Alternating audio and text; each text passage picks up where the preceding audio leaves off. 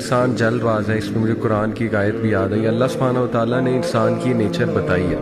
सूरह मारिज में अल्लाह सुब्हानहू व तआला कहते हैं कि बेशक हमने इंसान को निगर्डली और एंग्शियस पैदा किया, जल्दबाज है। जब खैर आती है तो आपे से बाहर हो जाता है, और जब कोई डिफिकल्टी आती है तब पैनिक हो जाता है। इल्लल मुसल्लीन, एक्सेप्ट दोज़ हू ऑफर सलात। यानी अल्लाह ने सोल्यूशन भी साथ बता दिया कि नहीं, नमाज तुम्हारी इन चीजों को चेक करेगी, सजदा करो अल्लाह के आगे और यकीन।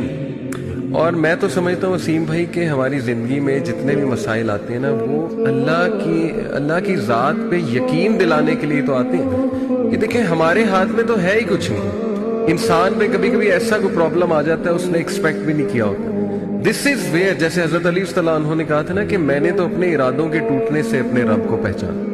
तो अगर ये चीजें होती ना वसीम भाई, तो कैसे हम अल्लाह सुब्हानहू व तआला को पहचानते, अल्लाह की पावर का हमें कैसे एहसास हो। बिल्कुल।